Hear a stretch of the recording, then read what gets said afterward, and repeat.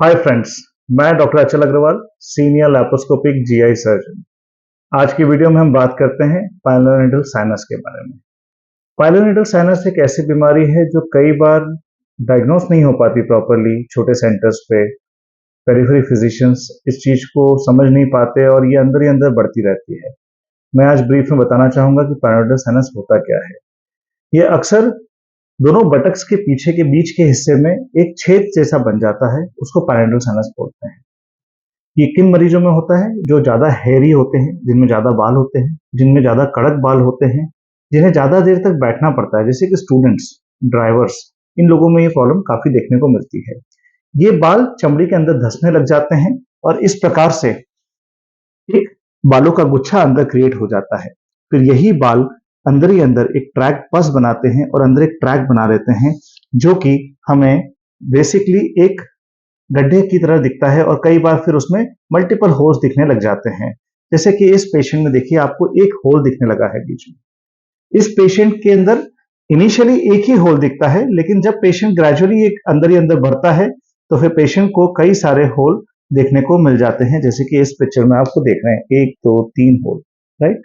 अब पाइलोनेडल साइनस अंदर ही अंदर बढ़ता है क्योंकि वो इन्फेक्शन है, इन्फेक्शन अंदर ट्रैवल करता है। कई बार पेशेंट आते हैं 15 सेंटीमीटर का ट्रैक लेके, कई बार सिर्फ 2-4 सेंटीमीटर में आ जाते हैं। पाइलोनेडल साइनस ट्रैक का सर्जरी ही एक इलाज है, इसका मेडिकल मैनेजमेंट नहीं है। ऑपरेशन कई प्रकार से होते हैं। ये जो बाल, जो गंदगी अंदर जम गई है, उसको साफ करना जरूरी है, इस ट्रैक को क्लीन करना जरूरी है, इस एरिया को बंद करना जरूरी है। जितनी छोटी बीमारी उतना अच्छा रिजल्ट, उतनी अच्छी रिकवरी। राइट। अब इसके ऑपरेशन कई तरीके से होते हैं। सिंपल एक्सीजन और क्लोजर, उस जगह को काट देते हैं, उसे जोड़ देते हैं। राइट। सेकंड होता है फ्लैप क्लोजर्स, जब बड़ा एरिया होता है या कुछ एरिया ऐसे होते हैं, दूसरी जगह से चमड़ी लेके इस पे लगा दी जाती है, दैट इज फ्लैप क्लोजर्स। तीसरा होता है लेजर टेक्निक। लेजर टेक्निक के अंदर इस पूरे ट्रैक को धीरे धीरे बर्न करके हम आ जाते हैं, जिससे कि रिजल्ट्स इसके आते हैं।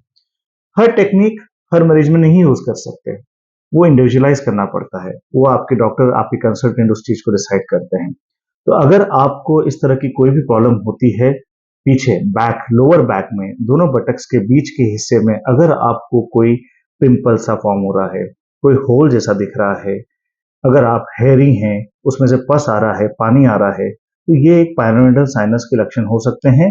इसे एक बार किसी सर्जन से जरूर इवेल्युएट कराएं, क्योंकि कई बार दूसरी स्पेशलिटी के डॉक्टर्स भी इस चीज को नहीं समझ पाते और ये बीमारी अंदर ही अंदर बढ़ती रहती है।